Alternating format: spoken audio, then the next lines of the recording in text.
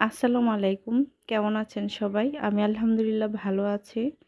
তো হালিম রান্না করব। আমি যে মসলাটা দিয়ে হালিম রান্না করি, সেই মসলাটা দিলে হালিমের টেস্টটা দারুণ লাগে। সেটা আমি আপনাদের সাথে শেয়ার করব। তো এখন হচ্ছে আমি হালিমের ১ প্যাকেট নিয়েছি। তো পুরো প্যাকেটটা আমি কুসুম গরম পানি করে ভিজিয়ে রেখে দিব আধা ঘন্টার মতো। তো আধা ঘন্টা রেখে দিয়েছিলাম। তারপরে হচ্ছে আমি পেঁয়াজ ভেজে নিয়েছি একটু বেশি পরিমাণে। তো এখান থেকে আমি বেশিরভাগ পেঁয়াজ বেরেস্তাটা উঠিয়ে রেখে দেব, আর কিছুটা পেঁয়াজ থাকবে, সেটার মধ্যে আমি মাংস রান্না করে নেব। তো আজকের মাংসটা আমি নিয়েছি ব্রয়লার মুরগির মাংস। আমার বাচ্চারা যেহেতু গরুর মাংস একটু শক্ত লাগে, খেতে পছন্দ করে না, সেজন্য মুরগির মাংস দিয়ে আমি হালিমটা রান্না করি। তো এখানে আমি কিছু মাংস আর কিছু হাড় নিয়েছি।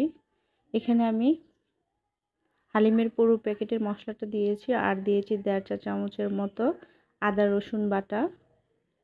এখন সব কিছু ভালোভাবে কষিয়ে নিয়েছি। তো মাংসটা ভালোভাবে কষিয়ে নেওয়ার পরে এখন দিয়ে দিব ভিজানো হালিমের ডালটা। তো এখানে আরও পানি লাগবে, হালিমটা সিদ্ধ হতে যেহেতু সময় লাগে, তো পরিমাণ মতো পানি দিয়ে বুঝে পানিটা দিতে হবে, দিয়ে রান্না করে নিতে হবে। তো এই তো রান্নাটা প্রায় আমার শেষ হয়ে গিয়েছে। হালিম আমার খুবই প্রিয় একটা খাবার। তো এখন আমি এখানে দিয়ে দিব কিছুটা পেঁয়াজের বেরেস্তা।